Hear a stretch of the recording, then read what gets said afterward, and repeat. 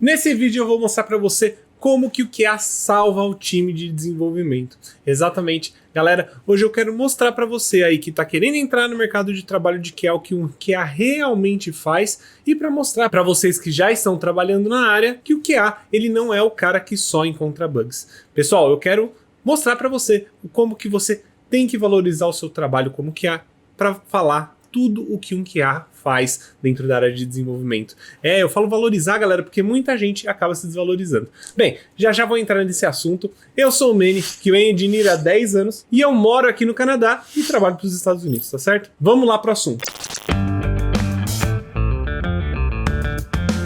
Então vamos lá, time. Eu vou dar aqui uma pequena introdução sobre a área de qualidade, né? Quero dizer para vocês, obviamente, o QA não é o cara que somente encontra bugs, né? O QA ele faz muito mais do que isso, mas naturalmente, ou eu acho que pelo menos por causa do nome de QA, né, Quality Assurance, ou até mesmo de Tester, as pessoas acham que o seu trabalho é encontrar bugs. É só testar para ver se aquilo ali que foi finalizado está funcionando e é isso.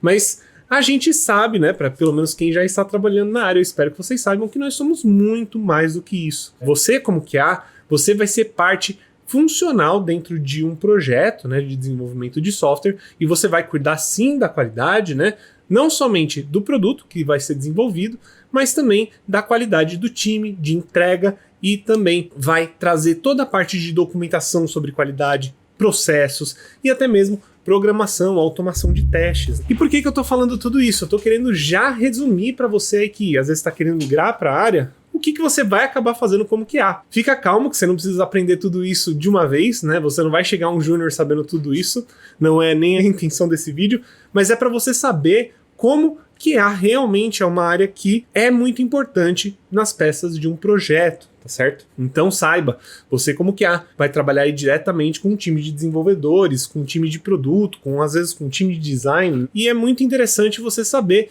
que você vai ter que colaborar com diferentes times, e o QA ele colabora sim com todos esses times ao mesmo tempo, não é só com um time de desenvolvimento como muita gente acha, tá bom? Então vamos lá, time, deixa eu mostrar minha tela para vocês aqui. Pessoal, se a gente, né, for falar sobre um processo de desenvolvimento de software atual, obviamente existem várias diferenças entre empresas, mas o padrão é mais ou menos esse daqui que você vai encontrar nas empresas atualmente. Vamos começar com a ideia, com o stakeholder, com o cliente, né, a pessoa ali que realmente solicitou aquele sistema para ser desenvolvido, tá bom? Essas ideias, elas vão passar por um processo de design, criação de épicos, stories, né, ou seja, vão ser criados documentos, tickets, cards, né, seja lá como você quiser falar, features pelo time de produto, né, e o design também daquele sistema, principalmente se ele for um sistema aí de front-end, tá bom? Depois disso, o que vai acontecer é que todas essas informações do que vai ser desenvolvido, né, como que o sistema vai ser, ou qual vai ser a nova adição do sistema,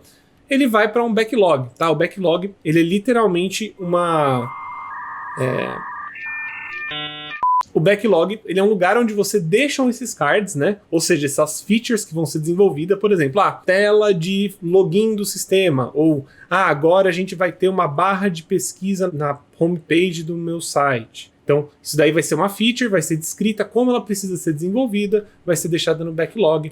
Depois, essa mesma feature, né, essa task que vai ser desenvolvida, ela vai passar por um ritual. Vamos fazer o ritual, né, ritual Scrum, muito utilizado, o grooming ou refinamento, ou refinement, seja lá como você quiser chamar ele. Depois disso, vai ser feita uma planning, ou seja, né, vai ser decidido o que vai ser trabalhado, e aí, depois disso, o desenvolvedor ele vai fazer as tasks, e aí o que acontece? O QA ele vai testar somente nesse momento, né? Então, a gente vai falar aí que o QA ele vai fazer teste somente aqui. E aí você pensa assim comigo, poxa, Manny, mas o QA ele só vai trabalhar aqui mesmo, né? Porque ele só consegue testar depois de ser desenvolvido. Se eu te falar que não é isso que deveria acontecer.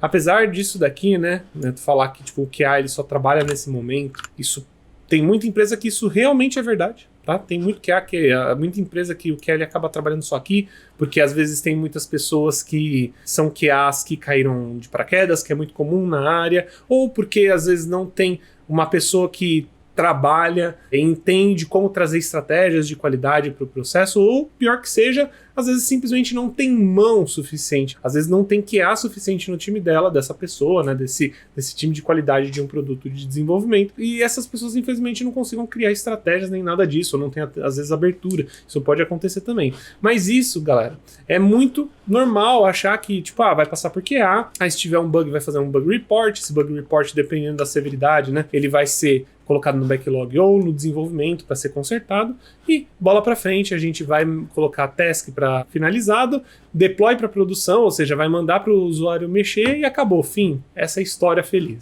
Não. Na verdade, eu venho aqui dizer que é muito diferente disso, tá, galera?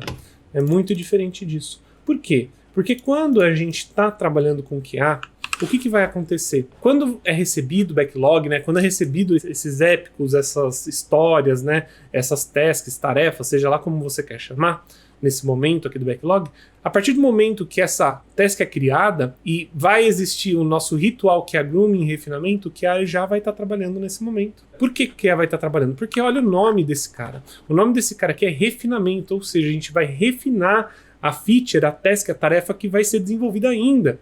E aí você, como que é, o que você pode trazer, né, cara? Você pode trazer, literalmente, isso daqui. Você pode trazer planejamento de testes, casos de testes, critérios de aceite, ajudar nos critérios de aceite, requisitos, melhorar os requisitos em si, tentar melhorar a descrição dos requisitos que vão ser adicionadas. E isso, galera, é você ser um QA mais estratégico. Você, nesse momento, está esgotando possíveis problemas que poderiam acontecer lá na frente. Como?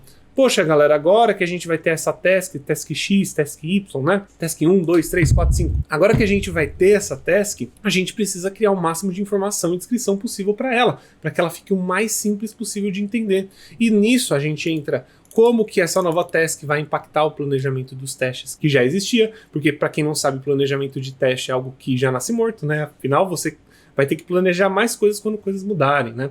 Então, esse sistema, como ele está mudando sempre, a gente vai precisar mexer, por exemplo, no planejamento de testes. A gente vai olhar os casos de testes que vão existir dentro dessa feature nova que está sendo adicionada e também a parte de critérios de aceite, requisitos. Tudo isso vai ser revisado e você, como QA, vai ajudar nisso. E a mesma coisa vai para quando você estiver na reunião de planejamento, ou seja, todos aqueles cards que foram refinados, agora a gente vai definir quais deles vão entrar para nossa sprint, quais deles vão ser desenvolvidos. E aí, ó, você como QA vai ajudar a fazer a estimativa. Não só como QA, mas pensar no projeto, né, do produto, com tudo bem conversado. Então, se a gente tem uma descrição boa, simples de entender, bem descrita, com detalhes, a gente vai estimar com muito mais facilidade no momento do planejamento. E você também tem que adicionar aí o tempo que vai tomar para testes, né? Porque às vezes aquele card ele pode retornar.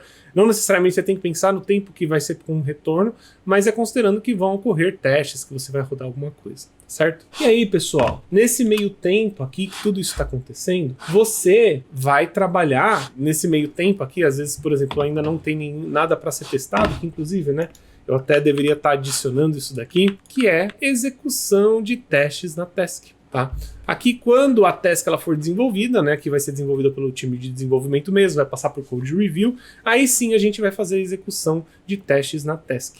Porém, galera, você poderia também, né, entre esse meio tempo, enquanto está sendo desenvolvido e ainda não tem nada na coluna de QA, nessa parte aqui do processo, certo? Entre aspas, tá? O pré-desenvolvimento das tasks, tá bom? Você pode já aumentar a cobertura de testes automatizados. Sejam eles testes de integração, testes end-to-end, front-end, back-end, tanto faz. O ideal mesmo é que você já esteja trabalhando aqui com testes automatizados. Óbvio, né? Eu quero deixar claro que nem todo mundo tem esse tempo, porque às vezes trabalha com 2 times ou trabalha com um time que entrega muito rápido, tá? Então eu quero deixar isso claro, mas esse seria o ideal na minha visão. Antes do desenvolvimento, você como QA já está, por exemplo, criando esses documentos, e aí você já pensa nos casos de teste que vão precisar ser adicionados nos testes automatizados, né? Isso tudo vale muito a pena, por quê? Porque você já está construindo como se fosse um forte, né? Você vai ter aí uma estrutura bem construída, boas descrições dos cards e das tasks, isso ajuda no entendimento, na transparência daquela task.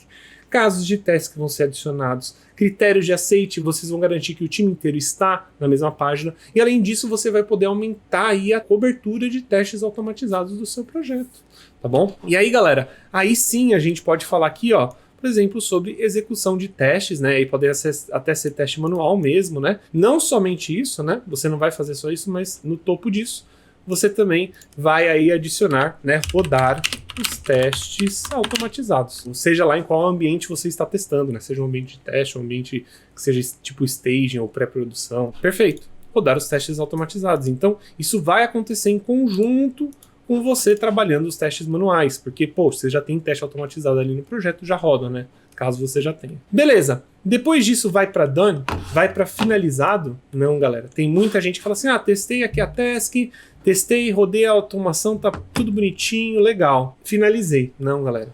Na verdade, existem alguns passos aqui, ó, task, deploy para produção, né? Ou seja, manda para produção e fim, acabou, história. Nem olhe mais pro projeto. Não, nem um pouco. Nem um pouco mesmo. Você nunca faz isso, né? Se você for um QA Júnior, Pleno, Sênior, não importa. O que realmente importa é, você depois que essa task estiver finalizada, primeira coisa que vai acontecer, você vai rodar um teste de regressão, tá certo? Você vai rodar Web Automation, né, automação web, teste de integração, teste end-to-end, teste de carga, testes unitários, testes manuais, todo tipo de teste que você encontrar, ok? Todo tipo de teste contra o ambiente que você tiver mais próximo de produção.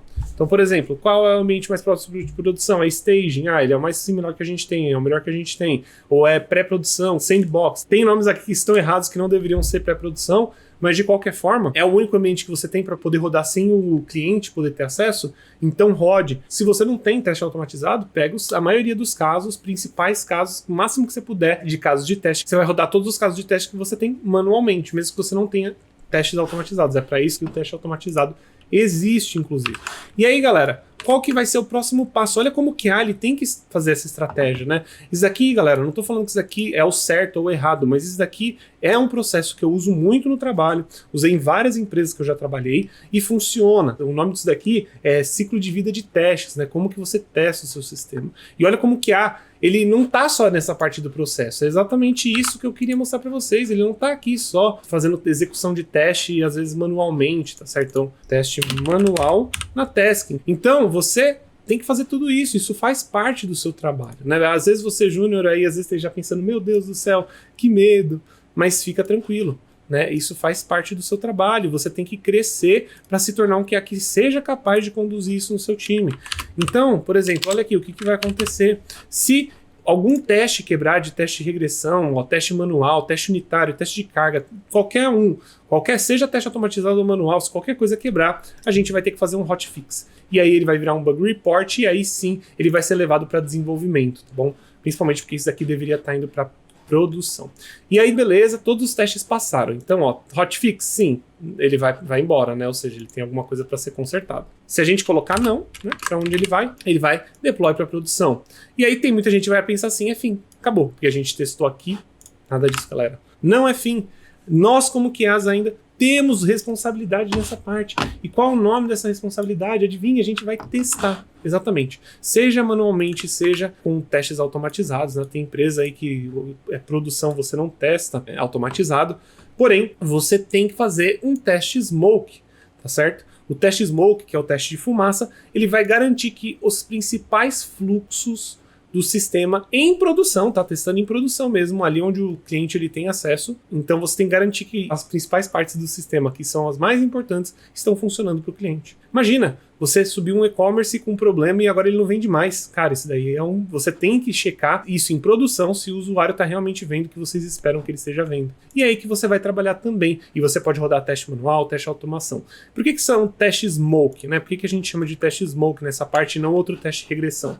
Porque muitas vezes você não quer fazer todos os testes em produção, porque você vai gerar muito lixo, né, de dados de teste em produção que não são úteis, isso não é bom, tá certo? Então você acaba reduzindo aí a sua amplitude, né, de testes que você vai fazer em produção para garantir que você não vai gerar essa massa, mas você também vai garantir que tá tudo funcionando do jeito que deveria estar funcionando, tá certo? De novo, time, isso daqui é o suprassumo do ciclo de vida de um teste de software?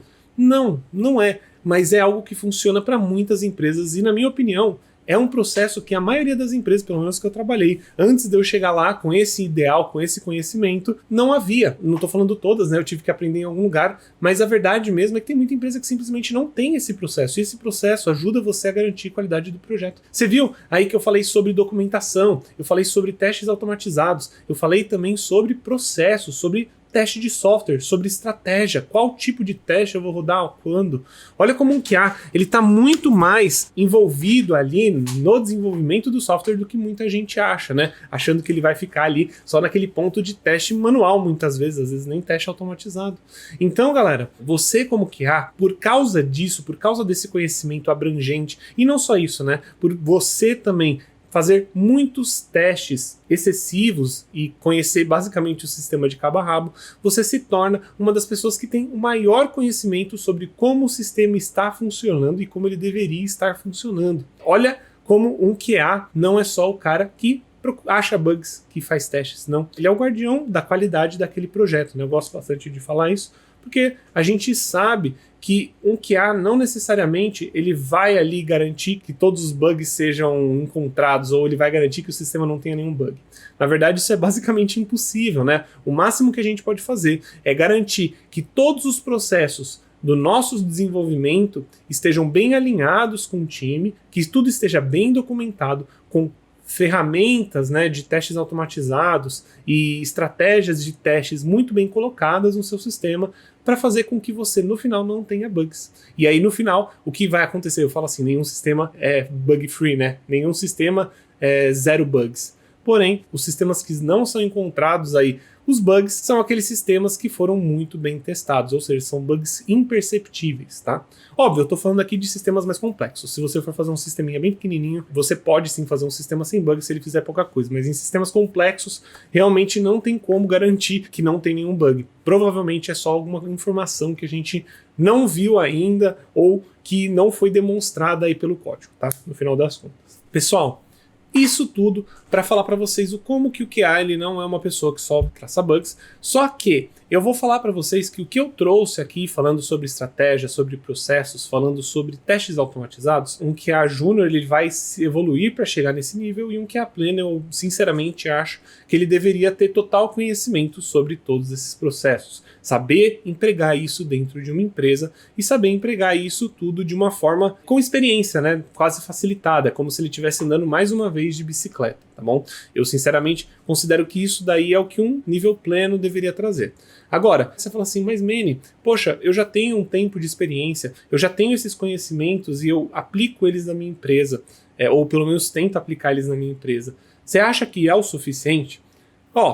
Para ser um pleno eu acho o suficiente, eu vou ser bem sincero. Se você consegue aplicar realmente tudo isso dentro de uma empresa, por que eu falo isso? Apesar desses conhecimentos que eu mencionei aqui serem fundamentais para um QA, eu acho muito difícil aplicar isso numa empresa. É realmente muito difícil mudar a cultura geral de uma empresa inteira, ou às vezes de um time. Então, o que eu estou querendo dizer é, esse conhecimento, apesar dele parecer bem simples de entender, esse conhecimento, apesar dele ser tipo fácil, poxa, é super tranquilo, é só a gente chegar e fazer isso. Não é bem assim, né? Muitas empresas você tem burocracias ou até mesmo confortos dos times, cada time é de um jeito, então você não vai seguir exatamente esse processo. Então é isso que eu digo, o que um QA pleno deveria ter. Ele deveria entender que não é só pegar e colar esse processo, saber também como montar esse processo na empresa. Bom, isso dá trabalho. E eu, sinceramente, galera, apesar de ser sênior, essa é a minha maior luta dentro dos projetos que eu estou trabalhando. É poder fazer com que os fundamentos sejam bem aplicados dentro do desenvolvimento do sistema, né, dentro do desenvolvimento aí desse projeto, para garantir que no futuro a gente tenha uma diminuição de bugs, tá? Inclusive, normalmente isso que eu tento mostrar para as empresas quando eu falo sobre entrevistas, né, quando eu passo por entrevistas, que eu consigo fazer. Com esse tipo de metodologia, com esse tipo de processo, se ele for bem aplicado, a gente consegue ter resultados que são metrificáveis. Por exemplo, o número de hotfixes em produção ser menor, né? Então, por exemplo, poxa, a gente está tendo menos bug em produção, o usuário está reportando menos bugs em produção. Isso é uma métrica que é muito legal de ter e nem todo QA pensa nisso. E isso é uma forma, inclusive, de você se vender dentro da sua empresa e até mesmo para outras empresas. Por quê? Porque você, sabendo os números, né? Por exemplo, poxa, a gente antes tinha 100 bugs por mês e agora a gente tem 30 bugs por mês, depois da gente ter implementado XYZ. Mostrar isso, não somente no seu currículo e até mesmo apresentar isso para sua empresa, garante que você está demonstrando o quanto que um QA ele pode garantir para que você não tenha problemas no futuro. É isso que a gente faz, a gente garante que as empresas não vão perder dinheiro, né, no final das contas. Então, galera, se você aí, às vezes, poxa, sou pleno e tal, eu daria umas dicas muito legais para você aprender, coisas que vão te ajudar no seu projeto. Apesar de entender sobre tudo isso que eu já falei e você saber aplicar, você consegue sim ser um ótimo pleno e um ótimo candidato a sênior. E o que eu diria que mudaria para você de pleno para sênior nessa questão, tá? Eu, sinceramente, acho que você de pleno para sênior, você tem que ter um pouco mais de experiência em ter implementado isso talvez em mais de um projeto. Além disso, você teria que saber sobre os testes automatizados, inclusive testes de API, como aplicar eles da melhor forma dentro de um projeto, padrão, tudo isso você como um sênior vai ser cobrado e não só isso, passar esse conhecimento, essa estrutura, arquitetura ou até mesmo o controle de qualidade de código do desenvolvimento do teste de software por você sendo sênior, né? Porque você é o cara que tem mais conhecimento sobre tudo isso, então você vai conseguir tirar a dúvida da maioria do time, né? Se não de todo mundo. Porque você é um dos sêniors. A não ser que você esteja em um time muito, muito sênior, talvez isso nem seja tão necessário, né? Além disso, eu acho que estudar mais sobre desenvolvimento em si, estudar mais sobre API, desenvolvimento de APIs, desenvolvimento front-end, pega algum tipo de ferramenta e vai estudar a desenvolver, porque isso vai te ajudar demais a ter as conversas com os desenvolvedores, tá? E vai clarear muito mais ainda para você como trabalhar com teste automatizado, como conversar sobre sistemas, como falar sobre padrões, tá? Eu acho que tudo isso ajuda muito você, depois que você já está em certo nível, né, com um nível pleno, indo para sênior, acho que vale muito a pena. Isso mudou, inclusive, a minha carreira. Eu acho que isso fez eu me sentir muito mais preparado para conversar com o desenvolvedor, muito mais preparado para fazer uma entrevista. Além disso, vou trazer mais uma dica aqui. Falar sobre monitoramento de código é muito legal, que é saber como que está o código do projeto que ele está trabalhando, se ele tem algum code smell, se ele tem duplicação, qual que é a cobertura de teste unitário daquele projeto, para você poder trazer inputs para o time para melhorar isso. Não é seu trabalho, por exemplo, trazer testes unitários dentro de um projeto. Porém, é o seu trabalho sim saber quanto que a gente está daquele projeto em teste unitário, e se a gente precisa aumentar os testes ou continuar do jeito que está. Então, por exemplo, como um padrão muito legal, é muito bom que o código ele tenha de 80% a 90% aí de cobertura de testes unitários. Lembrem-se, testes unitários são literalmente a base da pirâmide de teste. Se você puder botar a pirâmide de teste aí para mim, com teste na base é teste unitário, teste de integração e teste end-to-end. Existem alguns outros, mas esse daqui é o feijão com arroz, eu acho que vale muito a pena mencionar. E teste unitário, de novo. Ele é muito importante e não é você que vai fazer. Então, é da sua vontade, né, saber como que isso está desenvolvendo, se a gente está crescendo sprint por sprint. A gente não precisa colocar teste unitário para tudo, mas eu acho que isso faz muita diferença para você que está querendo se tornar um QA sênior. E olha, você acumulou mais uma função aí como QA. Ou até mesmo, por exemplo, nossa, você vai trabalhar ali na parte de DevOps, ajudar com o time de DevOps, de pipeline, de CI, CD. Você pode ser o cara que cuida da parte de DevOps, ou pelo menos, nossa, eu preciso entender sobre CI, CD, como que faz uma CI funcionar com meus testes automatizados. Isso vai fazer você ficar na frente e ser um QA que tem mais uma coisa para fazer, um QA que tem mais um conhecimento que vai ajudar seu time ali no dia a dia, e com a visão de qualidade isso ajuda demais, pessoal. Então, para você ver, você fala assim, poxa, Manny, mas ali, isso daí que você trouxe eu já sei. Pois é, mas dá para aprender mais coisas. O QA, ele tem conhecimentos, muitos conhecimentos paralelos que eles ajudam a trazer harmonia para dentro de um time e trazer qualidade no final das contas. Pessoal, era mais ou menos isso que eu queria falar, tá certo? Eu espero que vocês tenham curtido. Não se esqueçam de deixar um like, se inscrever no canal, porque a gente traz conteúdo aqui todos os dias na Lumistech. E eu vejo vocês numa próxima, seja numa live ou em outro vídeo, tá certo? Um abraço e tchau, tchau!